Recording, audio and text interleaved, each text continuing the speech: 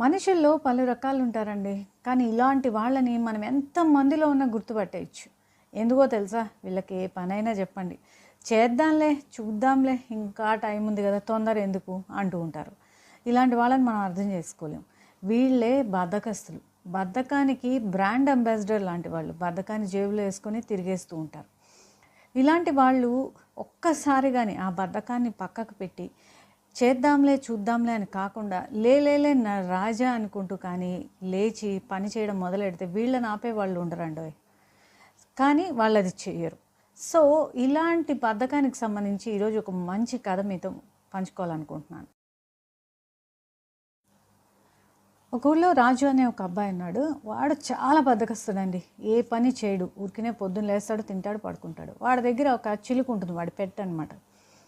So అది ప్రతిరోజు చూస్తుంటుంది. వీడేం పని చేయడు, ఏం చేయడు, పొద్దున్నే నిద్ర లేస్తాడు, తింటాడు, పడుకుంటాడు. ఒకరోజు అలా అది కిటికీలోని చూస్తూ ఉంటే బయట ప్రపంచం ఎంత వేగంగా పరిగెట్టిపోతుంది, ఎవరు ఎంత బిజీగా ఉన్నారో, అయినా కూడా వీడిలో అసలు చలనమే ఉండదు. లేస్తున్నాడు, ఏదో చేస్తున్నాడు. ఏంటి వీడి కథ అని చెప్పి, ఇవన్నీ మనకెందుకు, వీడిని అడిగి తేల్చుకుందాం అని చెప్పి ఒకరోజు వాడిని అడుగుతున్నాను అనమాట.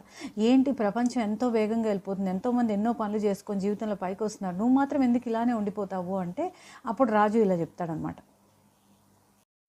నేను పొద్దున్నే నిద్ర లేచేసరికి నా ఇరువైపులా నా 2 ఫ్రెండ్స్ ఉంటాడు. ఒకటి పేరు ఏంటంటే కష్టపడు, వాడు కష్టపడు, లెయ్యి, జీవితంలో ఏదైనా సాధించు అంటూ ఉంటాడు.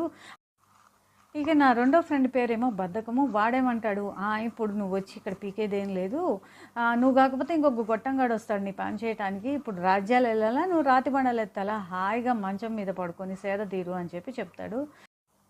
సో వీళ్ళిద్దరూ నేను చెప్పిందే చేయాలి, నేను చెప్పిందే చేయాలి అని రోజంతా ఆర్గ్యూ చేసుకుంటుంటే, వాళ్ళ ఆర్గ్యుమెంట్ వింటుంటే నాకు సాయంత్రం అయిపోతుంది, ఇంకా నేను చేసేదేముంది ఇక్కడ అని చెప్తాడు. సో రాజు లాంటి వాళ్ళే చాలామంది అండి ఏం చేయాలో, ఎలా చేయాలో తెలియక తమ వాల్యుబుల్ టైంని చాలా వృధా చేసేసుకుంటున్నారు. ఒక్కసారి టైం వెళ్ళిపోతే తిరిగి రాదు అనేది ఇప్పుడున్న జనరేషన్ రియలైజ్ అవ్వట్లేదు. యాక్చువల్గా ఈ స్టోరీని ఇంకో రకంగా చెప్పాలి అంటే, ఇప్పుడు రాజుకి 2 ఫ్రెండ్స్ ఉన్నారు అని అనుకుందాం కదా, ఇంకొక ఫ్రెండే ఉన్నాడు అనుకోండి పైనుంచి, అదే తన మనసు, తన ఆలోచన.